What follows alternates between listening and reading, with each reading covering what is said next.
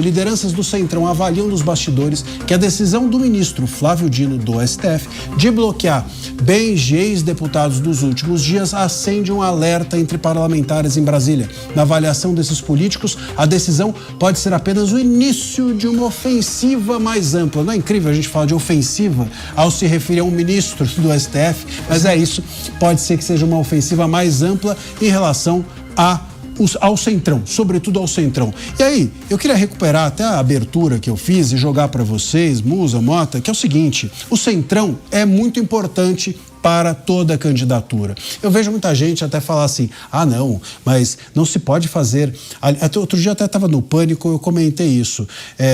Muita gente falando assim, o meu candidato, ele não faz aliança com ninguém, não pode fazer aliança com ele. Eu falei assim, aliança a gente só faz com quem a gente não gosta.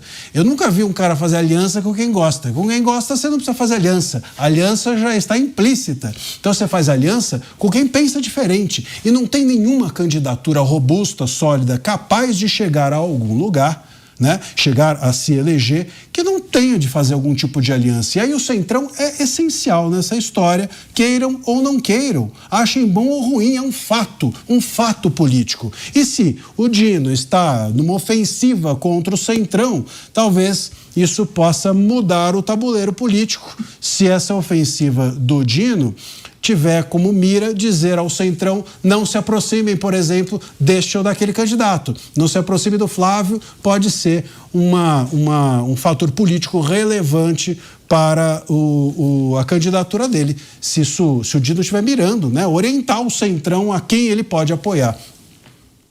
O que vocês acham? Bala montar. Bom, esse ministro foi aprovado pelo Senado, não é isso? Uma sabatina, os senadores não votaram para aprovar o ministro, eles conheciam as ideias do ministro, né? Agora se virem, né? Agora, aquela história, quem pariu Pedro, que o embale? Mateus. Esse filho não é meu. Cara, é dureza isso, né? Porque a gente vê todo dia os parlamentares dando tiro no próprio pé. Agora, o último capítulo dessa história é a lei da misoginia. Eles estão prestes a aprovar uma coisa que depois vai ser usada contra eles. É a mesma coisa com essa situação do ministro. Eu queria só fazer um comentário. Eu não concordo com essa classificação de centrão, né?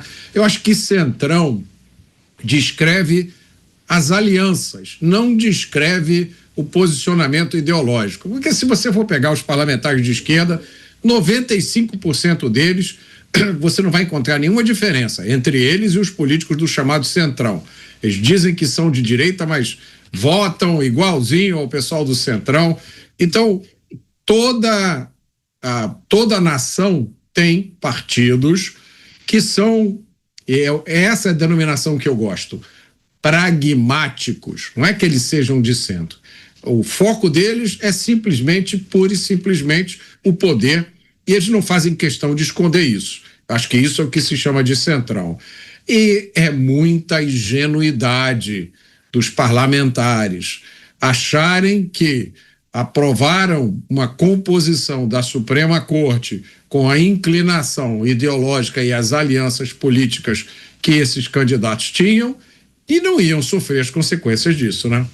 Ô Musa, antes de te ouvir, deixa eu fazer uma correção. Eu falei quem pariu Pedro, mas é Mateus, né? Quem pariu Mateus que o embale, não Pedro. Enfim, fica a minha correção. Diga lá, Musa. Veja... O Centrão vai ser decisivo? O Centrão, ele, na minha opinião, ele é fisiológico por definição. Então ele acaba sendo, infelizmente, decisivo porque ele pula de um lado para o muro, de um lado do outro do muro, e normalmente quem está em cima do muro, quando cai, sempre cai para o lado da esquerda. É uma grande coincidência que tem, né? Mas veja, esse primeiro bloqueio que a gente está falando lá atrás, que nós comentamos aqui do Valdemar, de 119 milhões, vale lembrar que ele foi além do que a PGR tinha solicitado, tinha dito, né? E o próprio Mota comentou que foi uma, abre aspas, indevida intervenção judicial.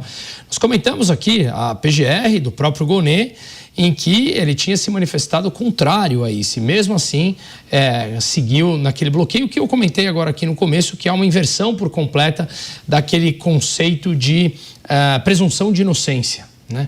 Então, é bem provável que isso, se for determinação para o processo eleitoral que se aproxima, o que nos faria crer que vai parar por aí? Não vai. Não vai parar. Não vai parar, mas a gente precisa, claro, sempre, talvez com a crítica, talvez com a análise, talvez com esse olhar observador atento nosso, a gente possa criar algum tipo de antídoto. É o que nos resta. É o que nos resta. Fazer esse debate para a base da sociedade e tentar mostrar para as pessoas, esqueça essa tal da polarização. Perceba que a técnica, a regra do jogo foi banida.